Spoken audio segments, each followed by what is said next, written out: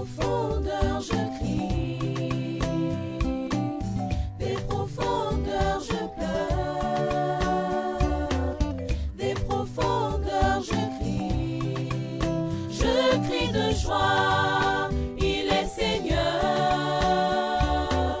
des profondeurs je crie, des profondeurs je pleure, des profondeurs je crie de joie, il est Seigneur, il est le roi des rois, Jésus, il est le roi des rois, il est le roi des rois, Jésus, il est le roi des rois. Je suis dans la joie quand on me dit allons dans la maison de l'Éternel. Je bénis encore Dieu. J'ai vu d'autres frères que je voyais un peu froids, mais je l'ai vu comment ils ont exprimé leur joie. Donc ça fait du joie quand quelqu'un exprime sa joie devant le Créateur. Que le Seigneur vous bénisse. Prenons notre Bible. Je crois que nous parlons sur la taille d'un adorateur. Jean 4. Je prends directement le verset 20 jusqu'à 24. Je vais prendre de 32 à 34. Nos pères ont adoré sur cette montagne et vous vous dites que les lieux où il faut adorer est à Jérusalem. La femme lui dit Jésus, crois-moi, l'heure vient où ça ne sera ni sur cette montagne, ni à Jérusalem que vous adorez le Père. Vous adorez ce que vous ne connaissez pas. Mais nous adorons ce que nous connaissons, car le salut vient des Juifs. Mais l'heure vient, elle est déjà venue, où les vrais adorateurs adoreront le Père en esprit et en vérité. Car ce sont là les adorateurs que le Père demande. Dieu est esprit, il faut que ceux qui l'adorent en esprit et en vérité. Je prends le verset, je commence par le verset 31. Pendant ce temps, les disciples le pressaient de manger en disant, Rabbi, mange. Mais il leur dit, j'ai à manger une nourriture que vous ne connaissez pas. Les disciples se disaient donc les uns et aux autres. Quelqu'un l'aurait-il apporté à manger? Jésus leur dit, ma nourriture est de faire la volonté de celui qui m'a envoyé et accompli son œuvre. Prenons Psaume 147. Psaume 147.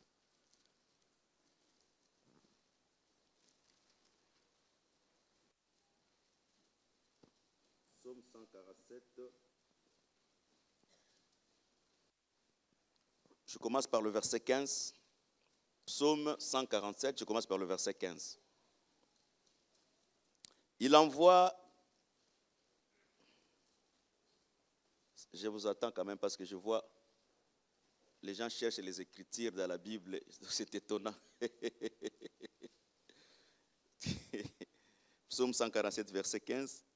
Il envoie ses ondes sur la terre, sa parole court avec rapidité. Il donne la neige comme la laine. Il répand la gêle blanche comme de la cendre. Nous lisons encore Exode 16, je commence par le verset 14, je crois bien. Exode 16.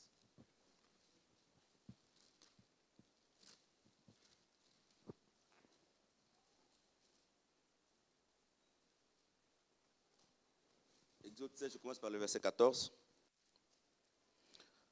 Quand cette rosée fut dissipée, il y avait à la surface du désert quelque chose de menu comme des grains, quelque chose de menu comme les gels blanches sur la terre. Les enfants d'Israël regardèrent et ils dirent l'un et l'autre, « Qu'est-ce que c'est là ?»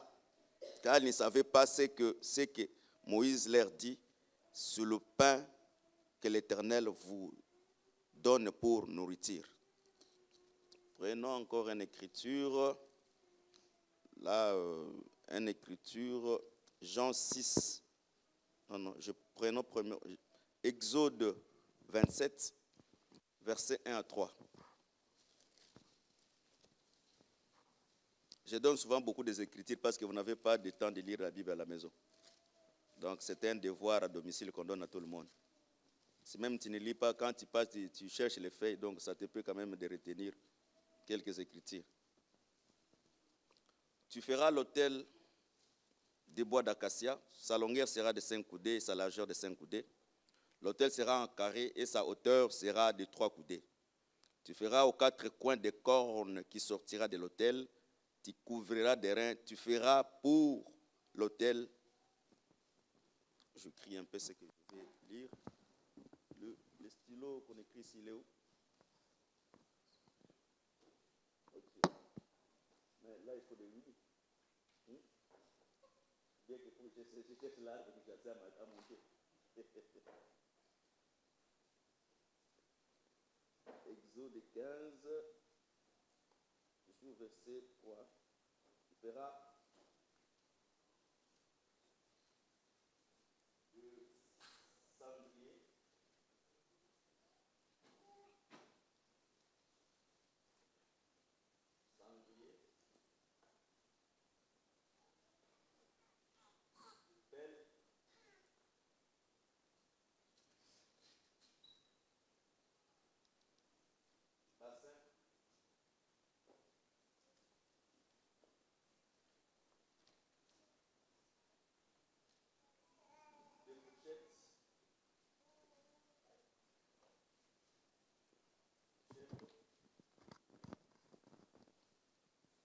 Cinq, le brasier, je crois bien, brasier, des brasiers.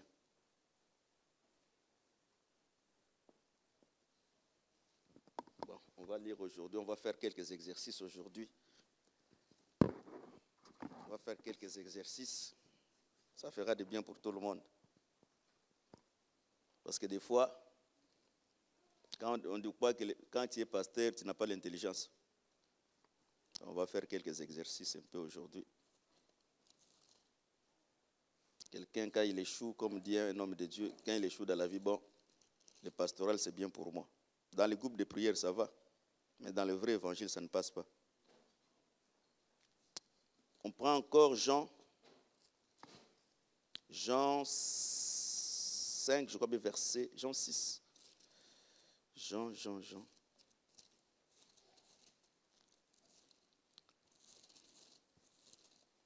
Jean 6, 50, non, Jean 6, verset 51. Non. Je suis dans Luc.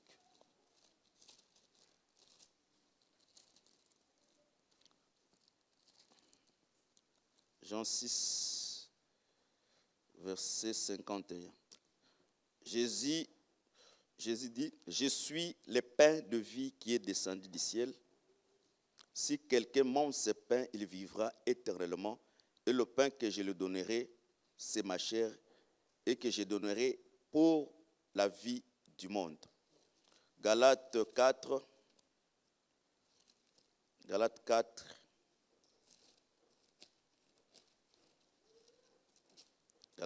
verset 1 jusqu'à verset 3.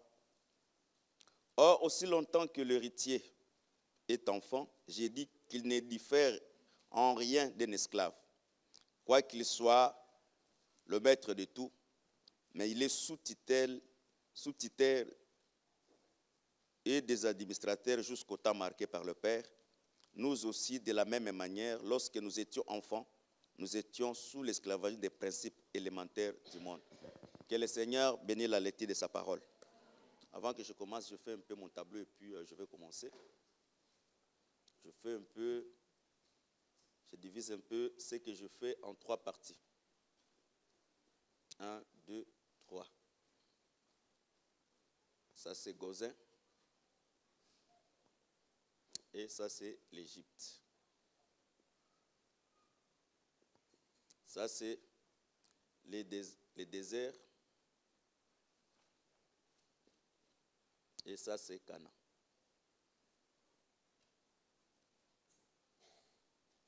Ça, c'est la mer Rouge.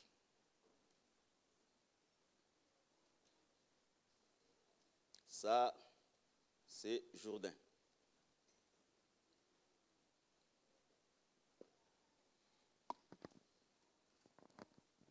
Je commence par exhorter avant de commencer. Premièrement, quand nous venons dans l'église, il faut enlever les habitudes. L'Écriture dit qu'il faut premièrement, celui qui s'approche de Dieu, croit premièrement que Dieu existe et il est le rémunérateur de tous ceux qui les cherchent. Si quelqu'un a un problème, il doit savoir qu'il n'est pas venu devant un homme, mais il est venu devant Dieu.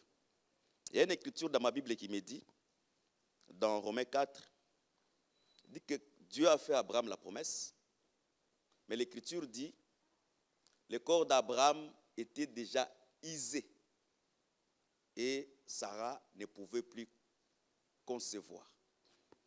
Je prends un peu à la manière des hommes cette pensée avant de commencer de prêcher.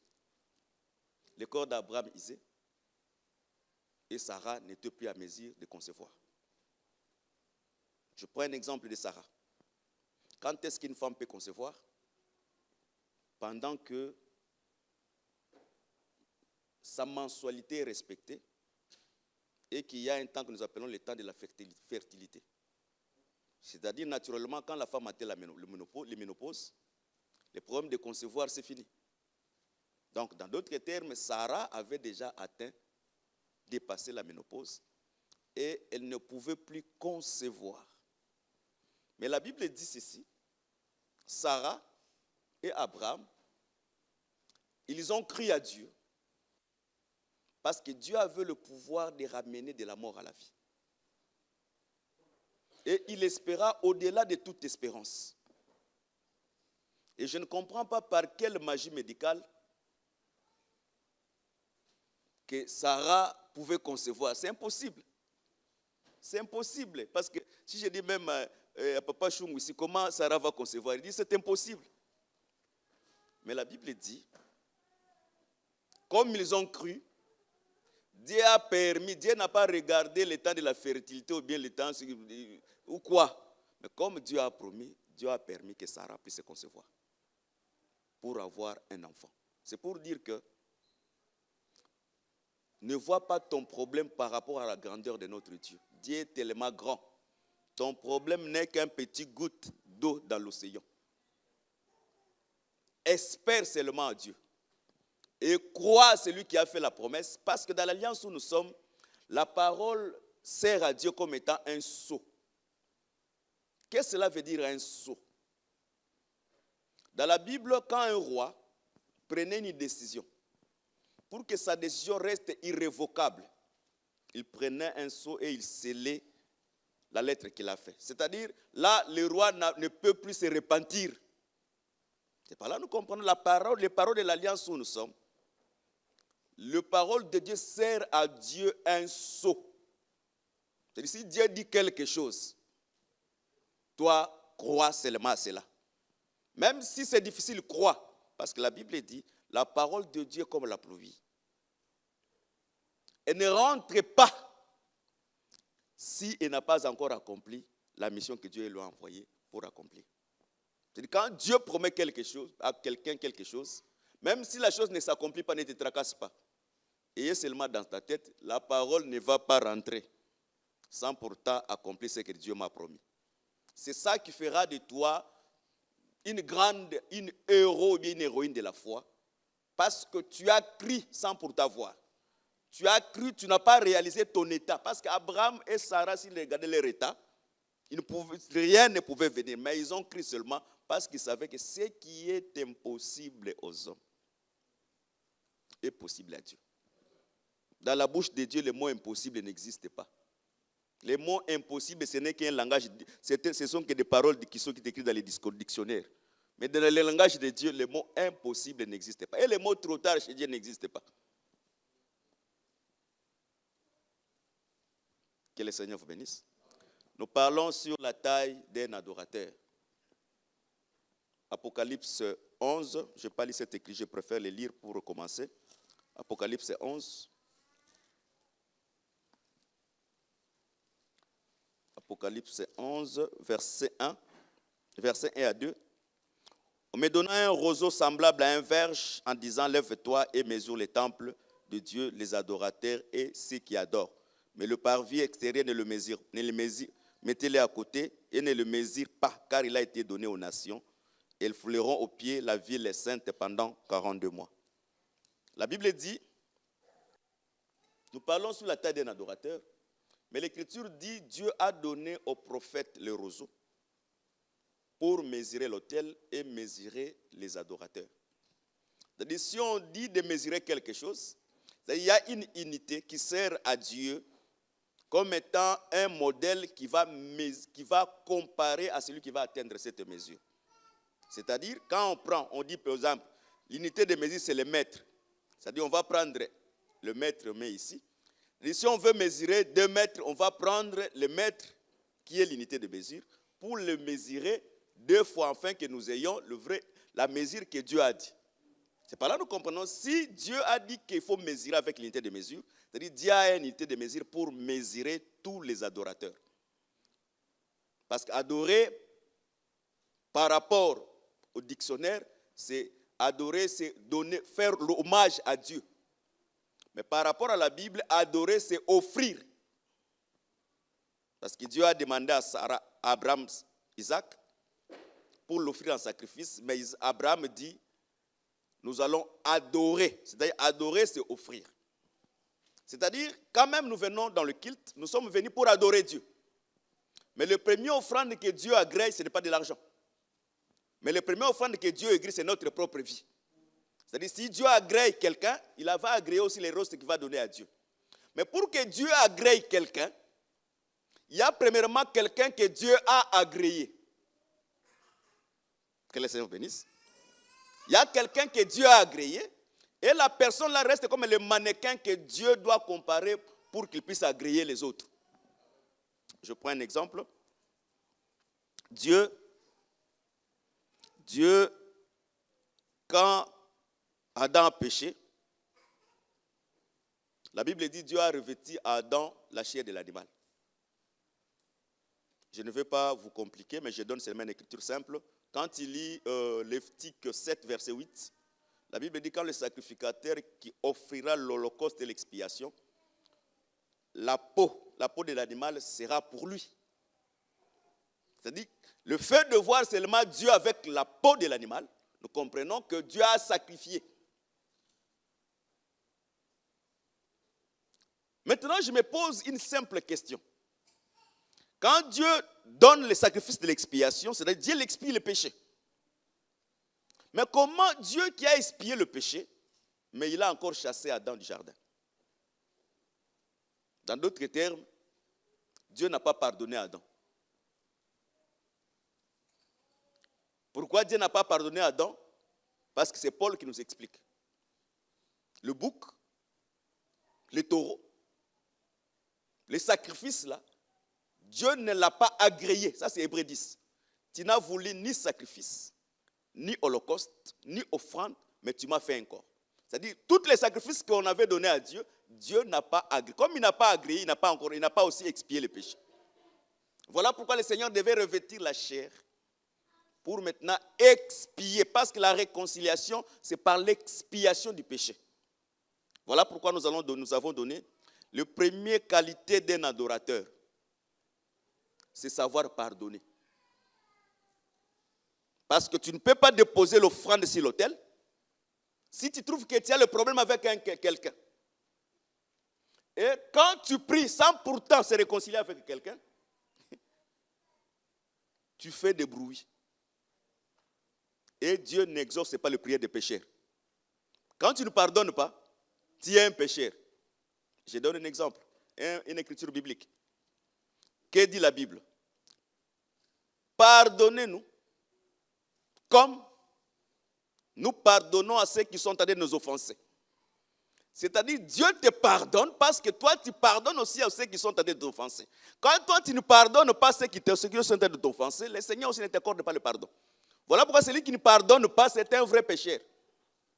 Parce que il y a le péché par la nature, il y a le péché aussi comme la vie. La nature d'Adam que nous avons revêtue, c'est aussi une nature du péché. Que le Seigneur bénisse. Voilà pourquoi un vrai fils de Dieu, c'est celui qui cherche à se réconcilier. Tu ne peux pas déposer un autel sur l'offrande. C'est ce que le Seigneur a fait. Il dit, j'ai le problème avec l'humanité. Avant que j'ai déposé mon corps comme étant l'offrande, il dit, Père, pardonne-le, parce qu'ils ne savent pas ce qu'ils sont en train de faire. Si Jésus n'avait pas dit seulement cette parole, allez à la croix, le pardon du péché ne sera pas. Parce que Jésus, c'est l'accomplissement. Dieu ne peut pas demander à quelqu'un la chose que lui-même ne peut pas faire. Dieu n'est pas comme d'autres prédicateurs, il prêche des choses que lui-même ne peut pas pratiquer. Quand tu prêches quelque chose, tu dois aussi avoir la capacité de vivre. Voilà pourquoi Dieu, lui-même, il a vécu sa propre parole. Voilà pourquoi la Bible, il était la parole faite chair. Que le Seigneur bénisse. Mais la Bible ne dit pas que le pardon va venir te trouver là où tu es. Mais l'Écriture dit, recherchez la paix avec tout le monde. C'est un enfant de Dieu, on le reconnaît, les démarches qu'il est en train de faire pour chercher la paix. Vous savez, il faut prêcher aussi avec les réalités que nous vivons un peu dans la chair. Je prends un exemple avant d'avancer. Je vais chez un prophète et que le prophète me dit que ma tante ou mon cousin, c'est un sorcier. C'est celui-ci, je souffre. C'est lui vraiment qui me cause des torts. Peut-être que c'est moi qui l'aide financièrement. J'ai dit, comme il est sorcier. Directement, les relations même financières, je coupe tout. C'est par là que nous disons que l'église de combat spirituel, c'est là où l'église combat spirituel a échoué. Parce que quand tu soulèves une écriture qui contredit les écritures, et Dieu n'est pas dans tout ce que vous êtes en train de faire. Que dit l'écriture? Fais du bien, même aux gens qui sont en train de te maltraiter. C'est quand quelqu'un est en train de te maltraiter, je sais qu'il est en train de m'ensorceler. Mais il ne me tuera pas parce que ma vie ne dépend pas de lui. Ma vie dépend de Dieu. Je vais le faire encore du bien. Parce que le bien que je suis en train de faire, c'est un jugement pour lui. Parce que l'Écriture dit, le bien que nous faisons, les prières que nous faisons, ce sont des charbons du jugement. Pour les gens qui continuent à nous faire du mal. C'est-à-dire, quand quelqu'un te fait du mal, au lieu d'être indifférent de lui, fais-lui encore du bien. Parce qu'en faisant du bien, tu accomplis une écriture. À Dieu la vengeance et à Dieu la rétribution. Mais depuis que tu as connu que la personne est sorcière, tu as coupé toutes les relations. Même le téléphone, tu décroches, tu cherches. Sache-le, ce n'est pas dans cette nature-là que tu atteindras la vraie taille d'un adorateur. J'ai donné beaucoup d'exemples terrestres avant d'aller ce qui est au céleste. Je prends un exemple. Si ma mère c'est une sorcière, mais pourquoi il ne m'a pas mangé depuis longtemps? J'étais sans Dieu. Parce que quand tu connais Dieu, Christ devient ta protection. À ce moment que je n'avais pas encore connu Dieu, pourquoi il ne m'a pas mangé? Parce que Dieu, bien que je n'avais pas connu Dieu, Dieu était toujours mon protecteur. Et maintenant que j'ai connu le Seigneur, aujourd'hui, j'ai l'assurance du salut. Mais il ne me fera rien. Voilà pourquoi je te ferai encore beaucoup de bien pour te faire pécher, afin que le jugement de Dieu tombe sur toi. Or, il faut quitter de comprendre que le péché, c'est quand tu insultes quelqu'un. Le péché, c'est seulement quand tu voles quelqu'un. Le péché, c'est pas quand tu attrapes dans l'impudicité. Mais il faut monter dans les dimensions de la vraie connaissance de la parole. Le péché, c'est le refus de faire le bien. Quand tu as une opportunité de faire le bien et que tu ne le fais pas, tu as fermé les entrailles à ton prochain. Tu as péché. Parce qu'après avoir été esclave du péché, nous sommes venus l'esclave de la justice. Voilà pourquoi j'ai dit une fois ici, il y avait l'âne qui était attaché avec la corde. Mais quand on a délié l'âne, au lieu que l'âne soit libre, le Seigneur a monté encore sur l'âne. Il peut faire de longues distances, mais le Seigneur au-dessus de lui. C'est-à-dire il quitte l'esclave des hommes, il devient l'esclave de Christ. C'est-à-dire un enfant de Dieu, c'est l'esclave de la justice. Pratiquer le bien, c'est la vie d'un enfant de Dieu tous les jours de sa vie. Que le Seigneur bénisse. Oh, je n'envoie plus l'argent chez mon père parce que mon père c'est un sorcier. Mais ça c'est en dehors des Écritures.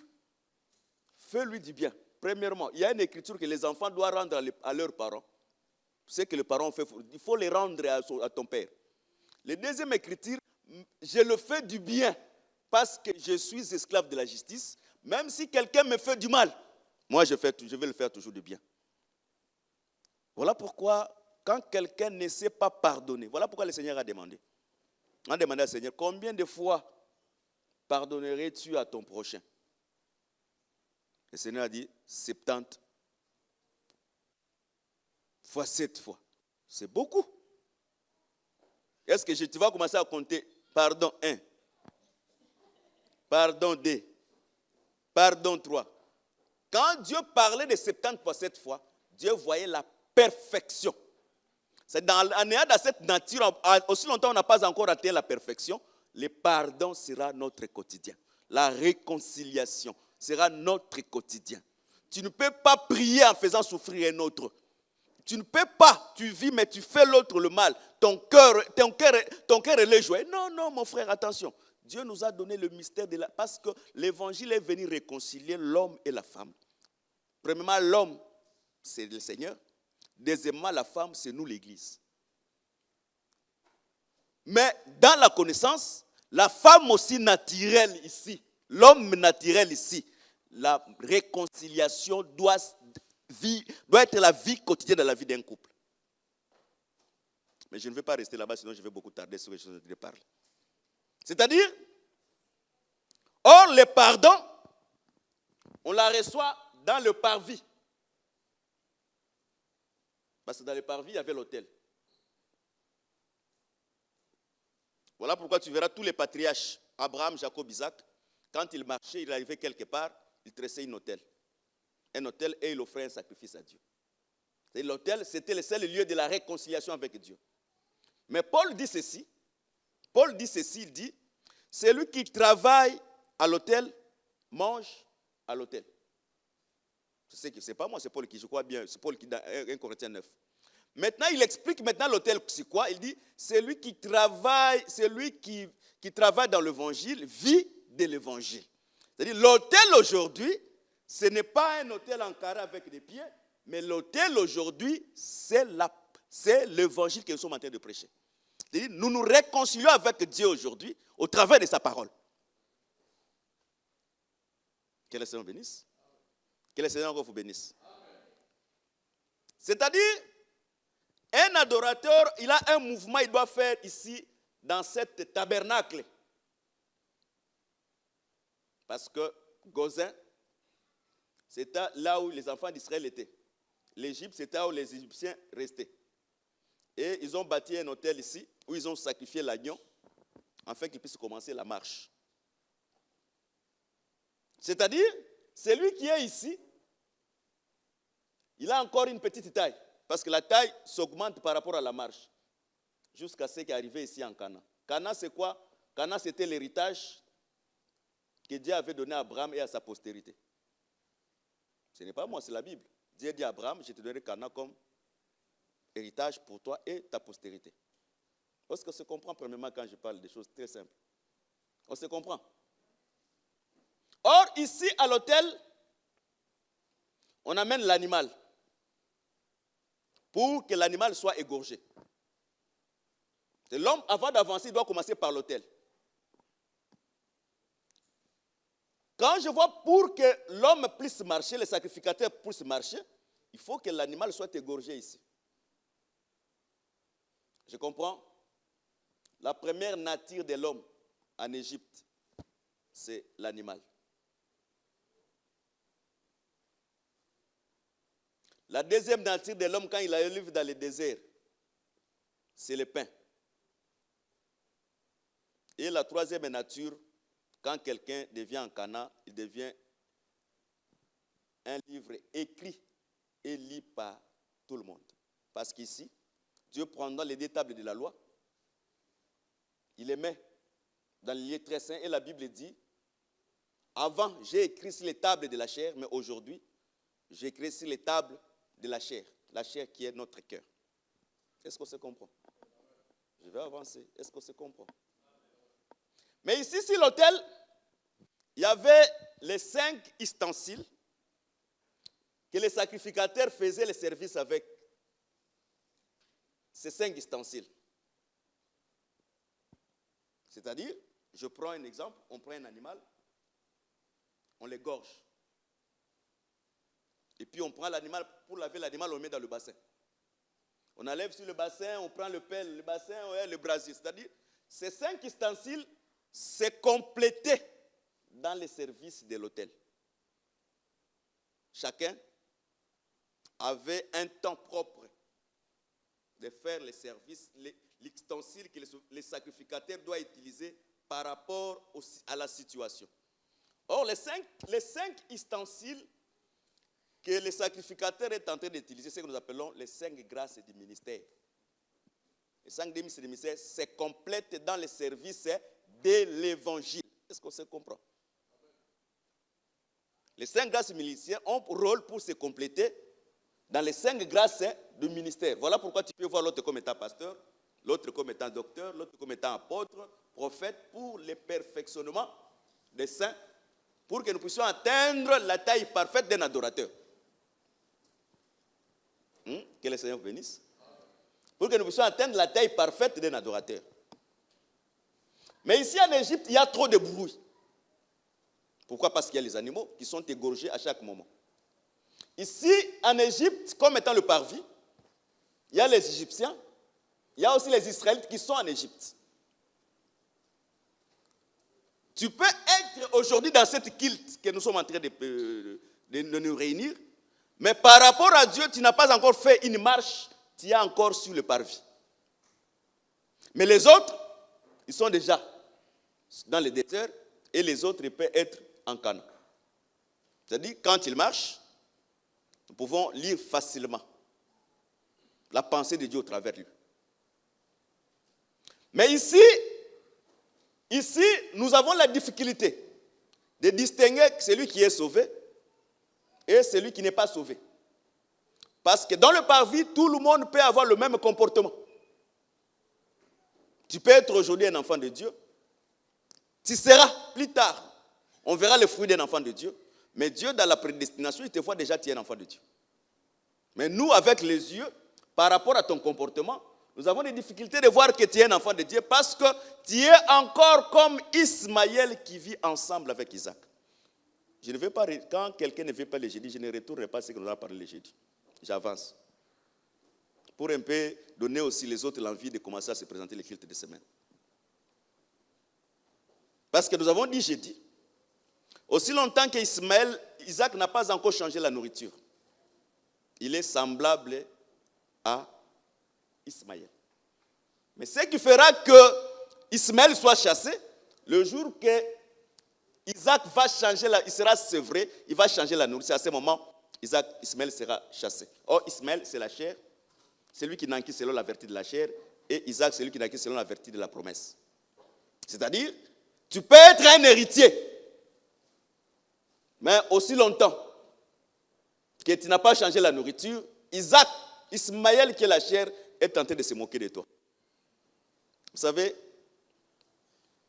quand quelqu'un prend la décision d'abandonner l'impudicité, avant que les gens puissent commencer à se moquer de lui, c'est sa propre chair qui va commencer à se moquer de lui.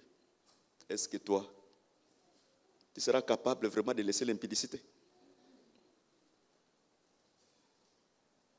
Toi, tu seras capable vraiment de ne plus commencer à murmurer ou bien à commencer tu vas abandonner le commérage. Et quand tu dis que je ne serai pas commère, c'est ce jour-là que beaucoup de téléphones de tes amis commères vont commencer à te téléphoner.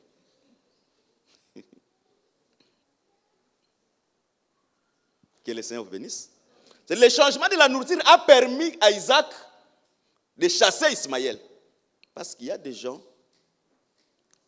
qui mangent la nourriture solide. C'est celui qui a la capacité de discerner le bien et le mal. C'est à ce moment que nous comprenons que la personne ici, il a atteint la maturité. Dieu, que nous vous prêchons, ne peut pas prendre son héritage, donner à un enfant.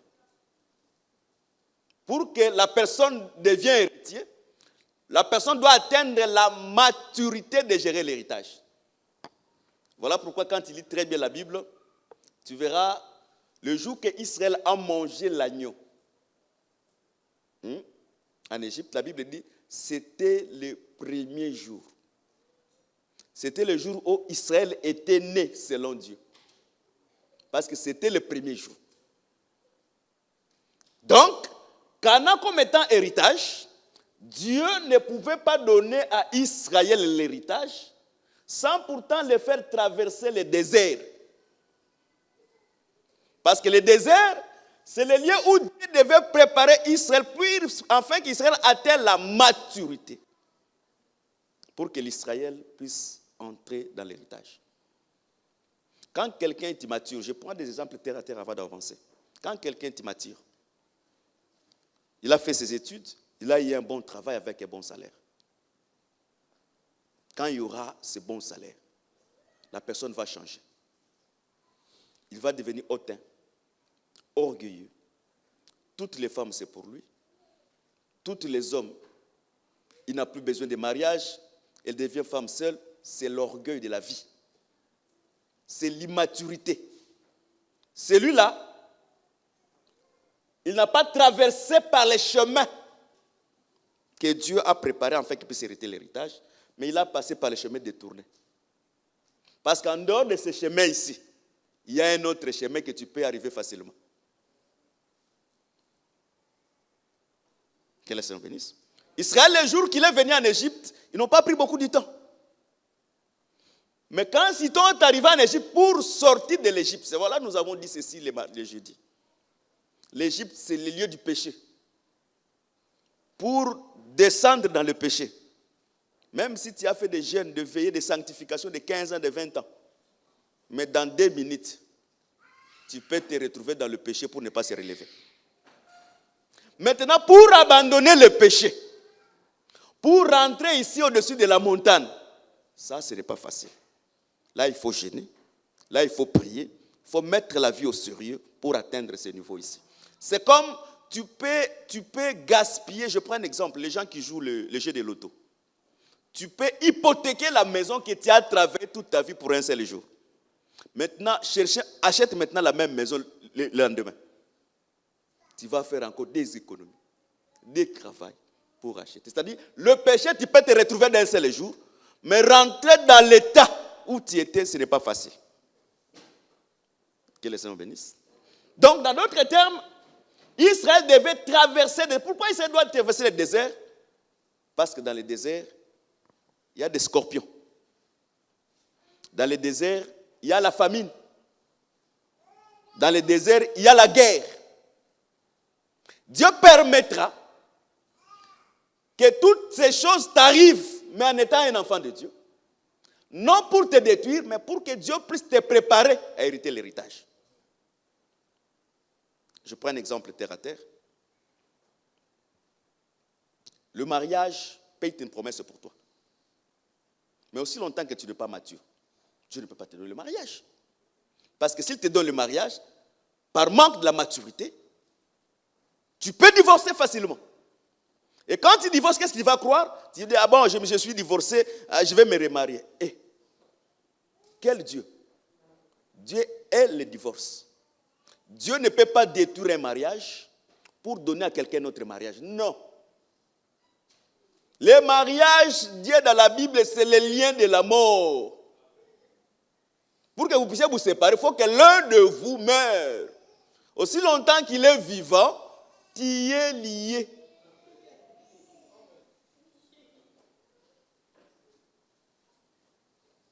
Voilà pourquoi Dieu doit permettre que tu traverses des situations difficiles. Parce que dans le désert, quand Israël manquait même il cherchait à manquer du respect. La Bible dit la rébellion vers Moïse a entraîné la mort de plusieurs personnes. Le murmure dans les chemins a entraîné la mort de plusieurs personnes. Les gens qui ont vu les autres mourir dans le murmure, les gens qui ont vu les autres mourir dans la rébellion, ils vont commencer à comprendre. Les dieux qui nous fait marcher, si je fais la rébellion, c'est la mort. Si je murmure, c'est la mort. Si je veux vers un Dieu étranger, c'est la mort. C'est la manière que Dieu prépare la personne pour hériter son héritage. L'argent peut être un héritage que Dieu t'a donné. Mais Dieu ne te donnera pas de l'argent. Tu feras beaucoup de songes que tu es en bonne santé et dans un bon standing. Mais cela n'arrivera pas. Parce que tu n'as pas encore atteint la maturité pour gérer de l'argent. Vous savez, des fois on explique des choses qu'on a vécues. On est parti en Angola, à Lunda Nord, on a eu beaucoup d'argent. Mais dans la vie, il y a l'argent du père et ton propre argent. Quand j'ai eu l'argent, tout ce que je manquais à faire, je devais le faire dans le même jour. Ah, comme je n'ai jamais mangé ça, comme j'ai mon argent aujourd'hui, je mange ça. Comme je n'ai jamais acheté ça, comme aujourd'hui j'ai mes moyens, j'achète. Quand tu achètes, c'était 50, ça 20, ça diminue. 15, 10, 2, 1, 0. Pourquoi? Manque de la maturité. Tu as eu de l'argent, mais tu ne l'as pas géré. Mais maintenant, quand Dieu te fait traverser par le désert, par les difficultés, tu diras, cet argent ici, mon dos est cassé parce que j'étais femme de chambre, donc je ne jouerai pas avec ça. Que le Seigneur vous bénisse. C'est-à-dire, ici, on ne peut pas distinguer. Là, il y a des bruits. Ici, il y a des bruits. On ne peut pas savoir quelle est la taille exacte de la personne. Ici, il y a les païens et même les gens qui écoutent la parole, ils sont les mêmes. Ici, dans le parvis, si on prêche, il dit, oh, c'est le pasteur qui a dit au docteur. Comme le pasteur, je lui ai dit ma situation. Il a pris cette situation, il a dit au docteur. Ici, au parvis, c'est quand on dit seulement, oh, je ne viendrai plus. Cette église-là, j'en ai aussi marre. Et l'église, est-ce que ça appartient au pasteur? Est-ce que nous venons ici pour les pasteurs? Si on vient, c'est pour notre salut. Parce que tout ce que nous avons sur la terre, on peut les trouver ailleurs. Les enfants, les gens qui ne prient pas, ils ont des enfants. Ils ont des voitures, ils ont de bons travail. Mais ce qu'on n'aura pas là-bas, c'est la vie éternelle. Voilà pourquoi la première but que nous se réunit ici, c'est la vie éternelle. Que le Seigneur bénisse. Maintenant, la nature de la personne qui est ici, c'est l'animal. Voilà pourquoi la Bible dit, le jour qu'on a baptisé le Seigneur, on a dit, voici l'agneau de Dieu qui ôte le péché de ce monde. Et le Seigneur, premièrement, dans le parvis, il était l'animal qui devait être sacrifié. Mais je vais prendre aujourd'hui un seul ustensile. Je prends la fourchette. La fourchette. Quand on fait le barbecue, je vais prendre l'exemple terre à terre. Quand on fait le barbecue, à quoi sert la fourchette? C'est de tourner la viande pour que la viande devienne accessible à manger. C'est par là que je comprends facilement. Le sacrificateur a un travail ici. Les sacrifices que je parle ici, ce n'est pas l'animal qui était en Israël. Mais le sacrifice, c'est toi. Parce que Paul dit, offrez vos corps comme un sacrifice saint, un sacrifice agréable pour faire à Dieu un culte raisonnable. C'est-à-dire, on ne peut pas avoir le culte s'il n'y a pas un sacrifice sur l'autel. Et ce sacrifice, ce n'est plus l'animal, mais le sacrifice, c'est toi. Mais quel est le rôle des sacrificateurs? Il te prend avec la fourchette, il te met sur l'autel. Son travail, c'est commencer à te tourner. Le rôle de la fourchette, c'est tourner. C'est-à-dire, quand la viande d'un côté, la viande n'est pas encore, on les tourne encore. Quand l'autre, ça saigne encore, on les tourne jusqu'à ce que la viande ne va plus saigner. Et que la chair, parce que selon Dieu, il faut que l'animal soit totalement consumé et que les cendres tombent. Que le Seigneur bénisse. C'est par là que je comprends. Le ministère, c'est un très lourd de charge. Parce qu'il y a des gens, il faut les tourner avec la fourchette, mais ils ont des difficultés d'accepter d'être tournés. C'est-à-dire, quand on prend avec la fourchette, on te tourne, l'impudicité a brûlé. Mais l'autre côté, les mensonges, l'orgueil, reste encore. Mais quand les cafetiers regardent un peu sur l'autel, il faut que la personne ici, la chair ici doit disparaître. Aussi longtemps que la chair n'a pas encore disparu, tu es encore dans le parvis. Voilà pourquoi il y a des bruits dans le parvis. Quand on te tourne, mais qu'est-ce qu'il veut montrer? Que c'est lui qui est saint. Donc lui, l'impudicité, lui il est saint. C'est comme ça les gens du parvis. Mais les sacrificateurs ont toujours un travail. Même si tu dis que je ne suis pas saint, mais comme j'ai la fourchette à la main, je vais encore te tourner.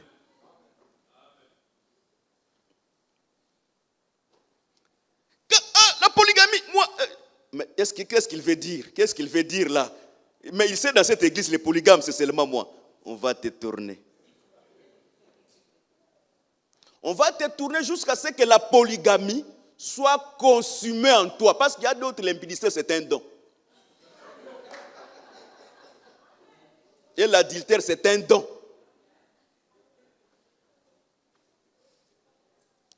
Vous savez, avant que je puisse avancer, le ministère, c'est un terrain lourd de charges. Avoir beaucoup de personnes comme ça, par rapport aux yeux, c'est bon. Mais par rapport à Dieu, c'est une très haute responsabilité. Il faut que tout celui qui vient écouter la parole, que tu aies une fourchette. Tu regardes, ma fille ici,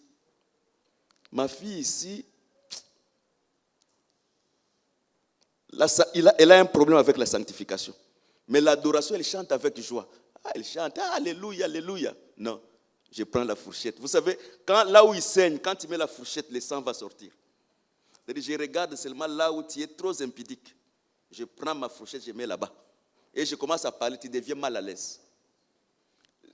Je vais mettre la fourchette. Je vais encore percer la fourchette.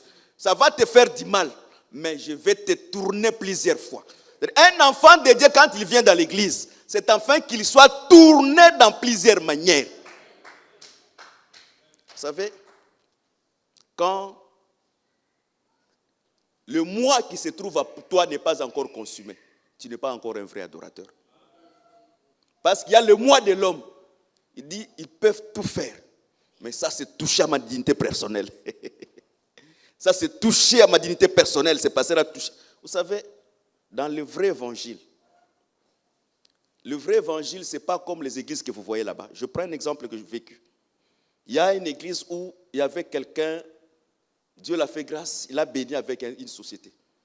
Et chaque fois, le pasteur dit, en tout cas, si on a des instruments ici, c'est un frère, nous avons un seul partenaire, ils ont acheté cet instrument. Les frères, il a acheté même les guitares. Donc, on parlait tellement le nom des frères tout le temps sur la chair. Et les sœurs diaboliques qui étaient là-bas aussi. Parce qu'il y a des jeunes filles diaboliques qui ont besoin de finances. Qu'est-ce qui est arrivé? Le même personne, il était marié, mais il a engrossé plus de 4 sœurs dans l'église. Pourquoi que le frère puisse faire la publicité de Dieu? À chaque fois, il faisait quand il a en tout cas le frère, il donne vraiment. Lui, il a des moyens. Papa, j'ai un peu de problème. Prends 100, prends 200. Prends 300. Les filles, quand tu prends 200. L'évangile ici, Dieu n'aime pas la facilité. Là où les gens reçoivent avec facilité, nous réussissons avec difficulté. Que les Seigneur bénisse. Si on prend cet homme riche-là, on ne le tourne pas, sa richesse serait un obstacle pour son salut. Voilà pourquoi on va toucher là. Si même tu vas fermer tes entrées de ne pas donner, ne donne pas. Parce que la prédication de Mardoché là, il dit, Esther, toi, si Dieu a permis que tu sois enseigné là, c'est dans ce cas, nous sommes dans des situations pareilles, que tu devais intervenir. Mais si tu n'interviens pas, Parce que Mardochée doit prêcher avec l'espérance. Si tu n'interviens pas, notre secours viendra même de loin. Je prends un exemple. Ici, aujourd'hui à Nanterre, après 10 ans, non, 10 ans, Willy, quand j'étais venu, il avait une voiture, je crois bien. Après 15 ans, avant 15 ans, je ne crois pas que Willy avait une voiture. Il n'en avait pas. Il y a beaucoup. Avant 20 ans ici. Ils étaient des élèves. Ils étaient nourris à la maison. Ils étaient les filles et les fils de papa. Mais aujourd'hui, Dieu a changé la vie de ces personnes. Pourquoi? Parce que la fourchette a fait son travail. Demeurer dans la parole. Pendant que la jeunesse travaille dans la vie de plusieurs personnes. Mais la fourchette faisait le travail. Conserve-toi pur, tu auras un mari pour te marier. Et cela s'est accompli aujourd'hui. Parce que la fourchette a fait son travail. Voilà pourquoi le ministère, comme était une grande charge, on ne prêche pas pour plaire aux hommes. Il faut toucher là où ça fait mal. Parce que dans les derniers temps, la Bible dit que les gens auront démangeaison d'écouter des choses qui font bien à l'oreille. Il faut qu'on se demande, tiens, 1, 2, 3. Quel est le papa de cet enfant? Oh, c'est mon mari. Bon, il a payé combien? Oh, il n'a pas payé. C'est là où je comprends les défauts. C'est là où je vais mettre la fourchette. Afin que ça saigne encore, je te tourne. Il faut tourner la personne. Il faut le tourner jusqu'à ce qu'il puisse disparaître. Or, quand il descend, quand il disparaît, c'est la mort de la chair. Or, quand la chair meurt, tu deviens les cendres. Or, nous avons lu, que dit Psaume, il dit, que dit Psaume, lisons encore cette écriture parce que je serais incapable de répéter bien en français. Je préfère les lire. Psaume 147. Passez rarement, si vous en avez, vous pourrez me lire. Psaume 147.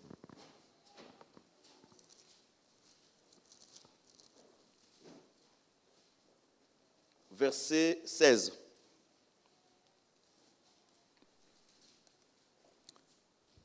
L'évangile que tu écoutes, tu peux l'écouter seulement là où il y a la vérité. Dans la vérité, tu ne l'écouteras pas. Tu auras laissé ce secret pour devenir riche. Je lis au nom du Seigneur, Psaume 147, verset 16. Il donne la neige comme de la laine.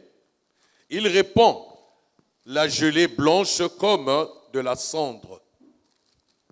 Bon, lis encore, on lit tous les deux écritures, lis encore Exode 14, commence par le verset 16.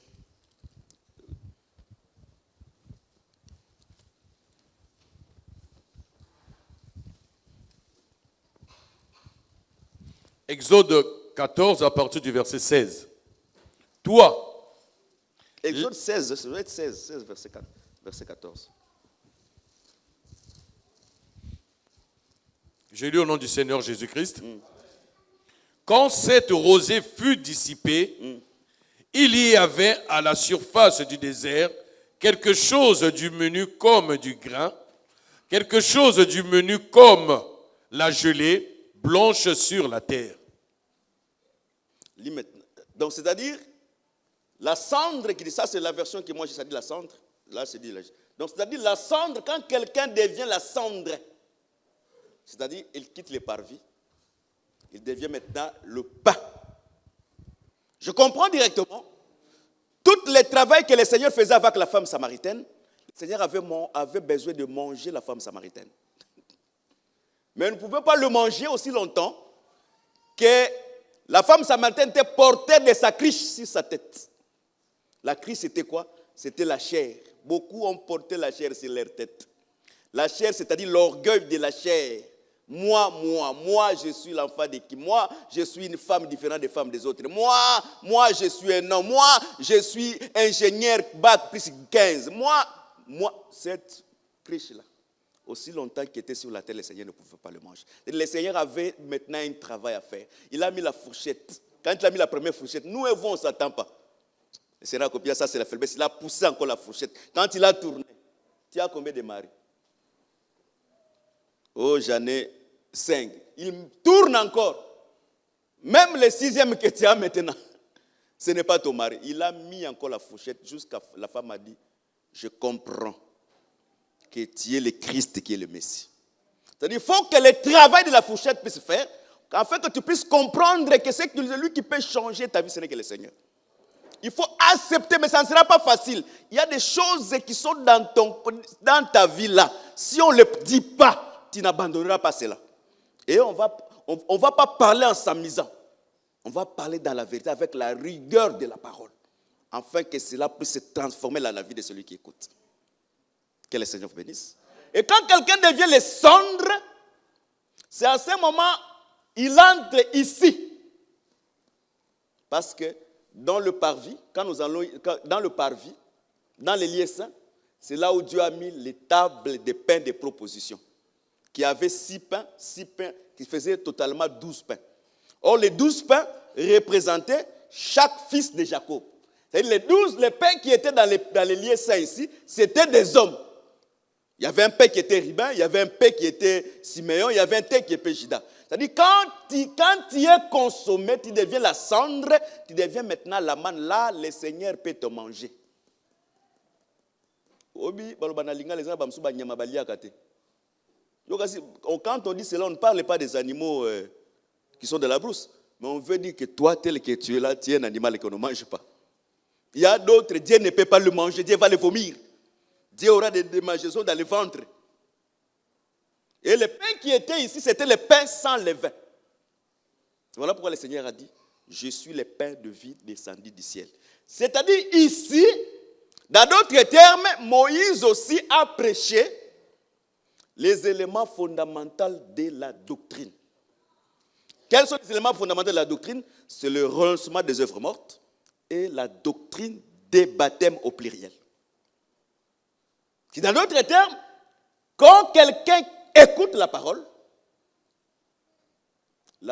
vient faire la guerre avec toi. La parole doit te vaincre. La parole doit tuer ta chair, afin que la vie intérieure qui est en toi puisse sortir. Voilà pourquoi le premier élément fondamental, le premier taille d'un adorateur dans le parvis, c'est vraiment renoncer aux œuvres mortes.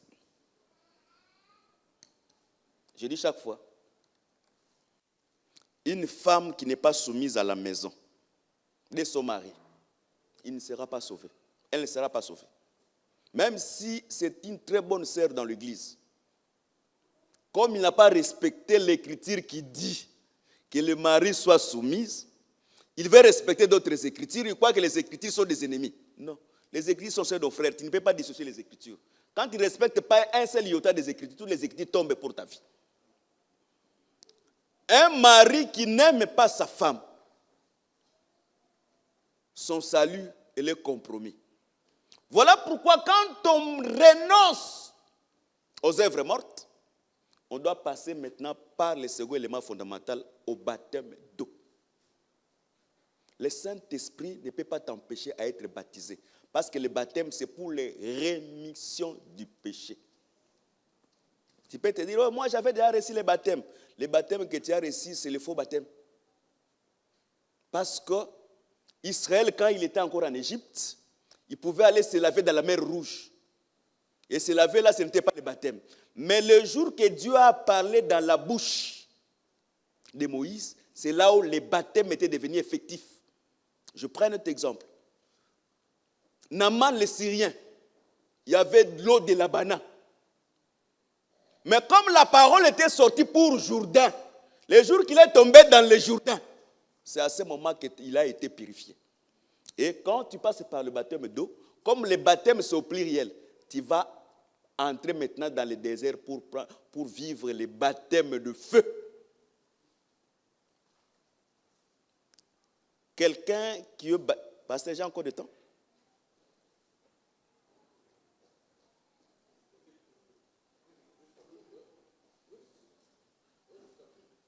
J'ai encore du temps. C'est-à-dire, si quelqu'un entre maintenant ici, dans le désert, Dieu a fait entrer Israël ici dans le désert pour exterminer les moi. Moi, je suis un vaillant guerrier. Tu ne passeras pas le désert. Parce que tous les hommes de guerre c'est ici était leur sort. Même si tu ne tombes pas aujourd'hui, l'homme fort de ta vie va tomber. Parce que quand Dieu te fait entrer ici, pour que tu puisses hériter son héritage, ici, si tu échappes ici, quand tu vas traverser Jourdain, ça va te rattraper. Parce que les gens qui n'étaient pas circoncis en Égypte étaient circoncis ici, après avoir les traversées des Canaan. C'est-à-dire l'Égypte les a rattrapés pour entrer dans l'héritage. C'est pour dire que il faut que Dieu puisse te faire entrer dans le désert aujourd'hui. Parce que quand tu finiras, tu entreras dans l'héritage. Mais quand tu as déjà l'héritage, quand tu as déjà ce que tu voulais, et que Dieu vient te faire traverser ici après Jourdain, ça sera un problème. Je m'explique maintenant. Dieu devait déjà te préparer pour entrer dans le mariage. Mais tu as échappé le chemin que Dieu a tracé pour toi. Tu es entré dans le mariage. Quand maintenant Dieu veut te rattraper ici, parce que tu dois être circoncis. Or, la circoncision ici, avec le couteau de pierre, ne dépend pas de l'âge. Parce que vous savez, physiquement, quand on veut circoncire Micha, c'est avec facilité qu'on va le circoncire. Mais quand on veut circoncire comme Doudou bien David, là, il faut chercher les coriaces pour les tenir. Ça sera difficile pour un homme âgé de les circoncire. C'est pour dire que quand Dieu veut te faire rattraper le désert dans le mariage, tu vas haïr le mariage. Tu diras que dans le mariage, il n'y a rien de bon. Mais cependant, par rapport à la Bible, le mariage, c'est le repos. Mais comme tu as échappé, et tu ne peux pas échapper pour entrer dans l'héritage, Dieu va te rattraper ici. Les frères, ils mangeaient très bien à la maison. Mais tu vois directement les frères, ils commencent à manger au restaurant. Et plus grave, ils mangent les maléos. Puis que tu vas dire, oh, ton mari, on l'a vu à Château-Rouge chez le monsieur Lombi, il est en train de manger là-bas. Ah, mais la nourriture que j'ai fait ici, le désert va te rattraper. Voilà pourquoi Dieu devait faire vraiment un travail pour éliminer ta chair. Il faut que ta taille augmente. Parce qu'aussi longtemps que tu marches, ta taille augmente. Parce que Jésus a dit, nous adorons ce que nous connaissons. Je prends maintenant un exemple. Quand tu marches, c'est-à-dire quand Israël marchait pour aller en Canaan, Israël n'avait pas le vrai perçu de la ville. Quand tu es loin, tu peux voir la ville, l'eau devient en haut, la terre devient en bas. Mais au fur et à mesure que tu t'approches, tu as la vraie perçu de la ville. C'est la connaissance de la parole. Par rapport à notre temps que nous sommes en train de marcher avec Dieu dans la foi, nous grandissons de jour au jour et nous avons la précision là où nous partons. Le rôle de la parole, c'est pour nous donner la précision. Que le Seigneur bénisse. C'est-à-dire, voilà pourquoi c'est lui qui est ici dans le parvis. C'est lui qu'on a encore le travail. Là, le sacrificateur, il a le suaire. Parce que tout le temps sur les faits, j'ai tourné, je tourne encore, j'ai tourné. Voilà pourquoi l'homme de Dieu doit être patient. Parce que son travail, c'est de tourner. Le feu, il est là. J'arrange encore le feu. Je tourne. Il saigne. Je fais que tourner. Il y a de certaines viandes, tu peux les tourner plusieurs fois. Mais il y a d'autres, quand tu tournes comme ça, tu remets seulement comme ça va. Mais il y a d'autres personnes, pour qu'elles deviennent des cendres, il faut faire un grand... Tu vas transpirer. Mais ton rôle, c'est de tourner. Voilà pourquoi j'ai dit ceci. Le souci d'un ministre, c'est de faire entrer dans son ministère même une seule personne au ciel. Ce n'est pas avoir beaucoup de gens. Tu peux avoir beaucoup de gens, mais pour ne pas faire entrer qu'une seule personne au ciel. Or, quand tu fais entrer une personne au ciel, c'est ça ta couronne. Voilà pourquoi prêcher, ce n'est pas faire plaisir aux gens. Parce qu'en sachant que quand je te prêche, tu changes, tu hérites les saluts, tu es ma couronne. Je prends un exemple terre à terre, on est habitué déjà avec les Congolais. Il y a une maman dans le temps passé, il est passé à Kinshasa, même à Brazzaville, qu'on l'appelait Maman Domitil. Voilà pourquoi la personne, même père mort, peut dire des mensonges qui n'est pas conforme à la parole. Maman Domitil, quand il est récité, quand on allait suivre les témoins de Maman Domitil, il dit, il y avait une maman à l'église. Vraiment, cette maman, il balayait que l'église. Mais quand il est parti au ciel, il a vu que Dieu a donné une grande couronne à cette femme et le pasteur n'a pas reçu les couronnes. Quand on prend cela par rapport à la lumière de la parole, ça n'a pas de sens. Nous avons le couronne de la vie des gens qui vont courir pour remporter le prix qui est la vie céleste. Ça, c'est un couronne que tout le monde va recevoir. Mais nous avons, un fidèle ne peut pas avoir un couronne plus grand qu'un ministre. Parce que vous qui écoutez la parole, si vous êtes sauvé de 100 personnes, vous êtes la couronne des pasteurs rarement. Donc toi, tu ne peux pas avoir un grand couronne par rapport... Voilà pourquoi même naturellement, tu ne peux pas avoir un salaire plus qu'un ministre. Un président de la République, même si on le paye 20 000 euros, mais le fonctionnement de son caisse à Élysée, tu sais c'est combien?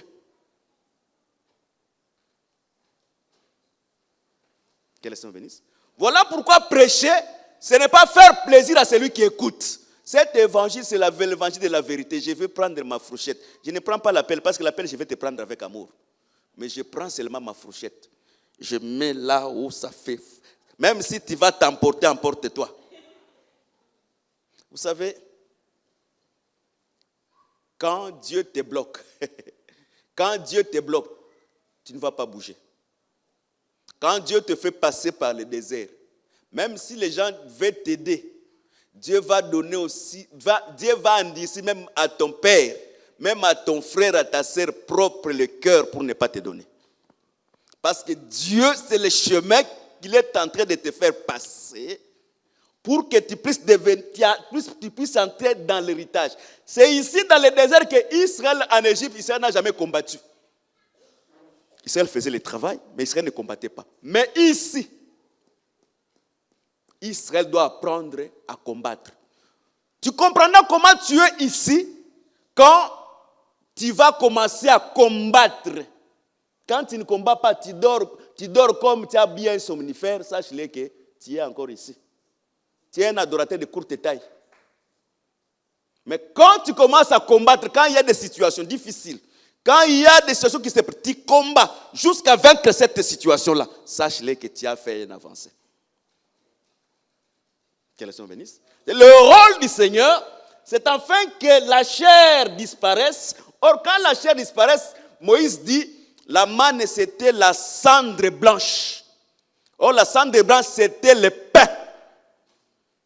Or, en dehors de cette cendre blanche, la cendre blanche avait encore un travail de le mettre pour un peu le piler, pour que ça devienne le pain. C'est-à-dire, l'œuvre de la croix ici dans le parvis, l'œuvre de la croix dans le parvis, c'était tourné avec la fourchette. Mais l'œuvre ici, l'œuvre d'un boulanger, le pain, on ne le tourne pas plusieurs fois. Le pain, on le tourne de deux côtés. C'est-à-dire, on te prend, tu es déjà bien, on prend de l'autre côté, on tourne et le boulanger, et tu deviens un pain que quelqu'un peut manger. Un pain que quelqu'un peut manger, c'est-à-dire, tu peux parler aussi aux autres de Christ, les gens croient à ce que tu es en train de dire. Mais si tu as encore la nature de la chair, tu es ici dans le parvis, toi-même avec l'impudicité, venir me dire que je t'ai vu hier à l'hôtel avec un monsieur qui est inconnu, mais prêcher que laisse l'impudicité, me dit non, tu ne peux pas, toi, hier, mais je t'avais vu. Quand quelqu'un commence à recevoir ce que tu as tenté de le dire, sache-le que tu es devenu le pain pour les autres.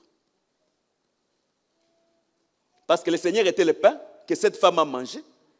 Et quand cette femme avait mangé le pain, lui-même, il est devenu aussi le pain. Il est allé parler aux autres afin que les autres aussi puissent devenir le pain. Que le Seigneur vous bénisse. On va maintenant prier.